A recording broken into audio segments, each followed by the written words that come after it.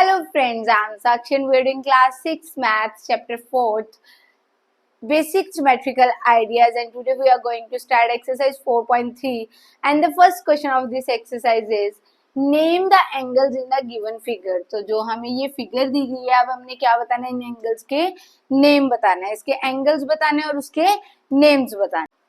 तो अब हमें क्या करना है, इसके सबसे पहले हम बताएंगे एंगल्स कौन से हैं, फिर हम उनके बताएंगे नेम्स।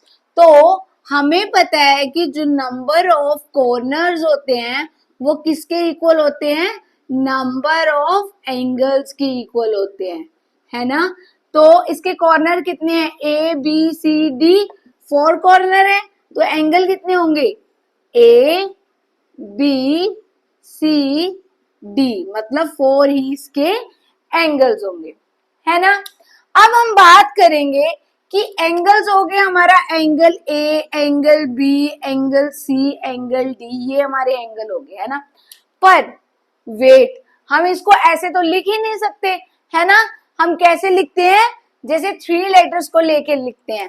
तो जो एंगल हमें रिप्रेजेंट करना है, जो बताना है हमें ये एंगल है, उसको हम लिखेंगे सेंटर में। फॉर एग्जाम्पल ए है, ए को हम लिखेंगे सेंटर में, उससे पहले वाला डी, फिर उसके बाद वाला बी, तो ये हो गया हमारा एंगल ए।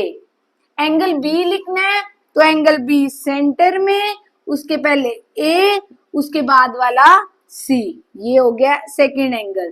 थर्ड एंगल लिखेंगे, सी लिखेंगे सेंटर में, उसके पहले वाला आगे, उसके पीछे वाला बाद में, ये हो गया angle C. Similarly angle D लिखेंगे, एंगल डी सेंटर में, ए आगे वाला आगे, पीछे वाला पीछे, ऐसे लिख लो। डी के आगे है जो वो आगे, डी के पीछे है वो पीछे। सिमिलरली बी के पहले है जो वो पहले, बी के पहले है जो पहले, बी के बाद में है वो बाद में, ठीक है।